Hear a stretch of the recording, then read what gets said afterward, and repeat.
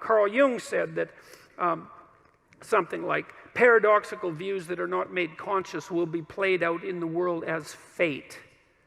And that's really worth thinking about too. So if you have your, let's call it your typical negative experience, you know, this thing that just seems to just keep happening to you, bad luck, let's call it, it's highly probable that there's a set of ideas that are occupying you, preoccupying you, possessing you, that are driving you in this direction continually, and that you can't or won't work out the contradiction, and as a consequence, you know, maybe you think every woman is your mother, and you haven't noticed that you think that, and that you know, and it is something that people think, because women are, or mothers are women, and it's not a bad initial template, but you know, you gotta modify it to some degree.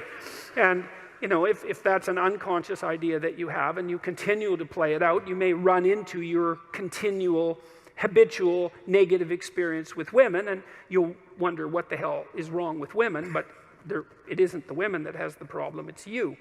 And you know, if you run into problems with women all the time, then it's highly probable that the problem is you. So, not always, but generally. So let's go into this Marxist and Christian idea here just for a minute. So we'll start with some of the ideas of Marx.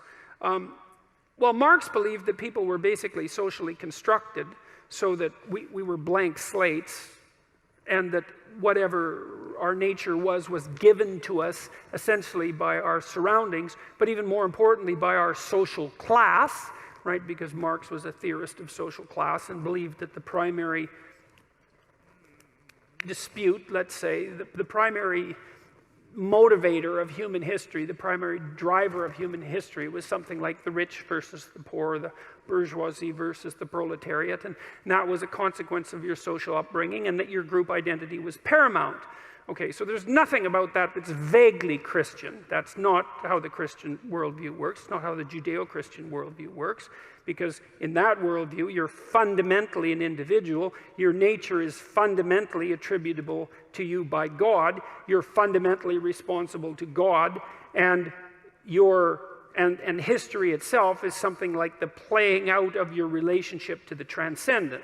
So those things aren't the same. They're not commensurate.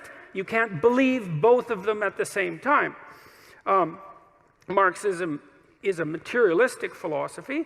It's predicated on the idea that, essentially, an idea that Dostoevsky criticized in great depth was that if you just made people rich enough, let's say, if you deprived them of their privation, if you equalized their economic status, let's say, that the utopia would come to light upon earth. And, you know, I have a certain amount of sympathy for a viewpoint like that, because, you know, who likes starvation and misery? You know, there's nothing positive to be said about that, but I think Dostoevsky was right too in his criticism of Marxism, although he wasn't directly aiming this at Marx, in Notes from Underground, where he noted that, you know, if you gave people what they wanted in terms of, let's say, bread and circuses, if they had, as he said, nothing to do but eat cakes and busy themselves with the continuation of the species, which is kind of a nice phrase, that the first thing they would do is take a hammer and smash things just so that something improbable and strange would happen, just so that we could have our way. You know, and it's kind of a recapitulation of the idea of original sin in Dostoevsky's subtle manner, is that we're the sorts of creatures that, you know, what did he say? We're ungrateful. That's the thing that primarily distinguishes us from animals, is we're ungrateful and that we can curse. That was what he thought made us different than animals. And that even if we got what we wanted materially, that wouldn't satisfy us, because we're not the sorts of creatures that can be satisfied with material possessions, let's say, or material comfort, because it isn't even obvious that we're after comfort. I mean, what do you want? You want to just lay in a feather bed and eat peeled grapes all day? I mean, maybe for an hour or so, that might not be a bad idea, but, you know, it's going to get dull pretty quick. You're going to go out looking for trouble.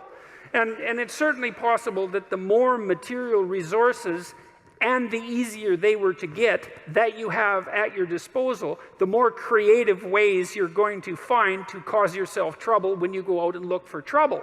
And that's a testament to the human spirit, and Dostoevsky knew this. It's like, well, whatever we're here for, it isn't the utopia of equal material distribution. We're not looking to be fed and asleep, you know?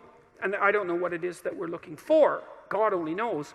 Maybe what we're looking for is to continually keep looking, something like that. I mean, that's the sorts of creatures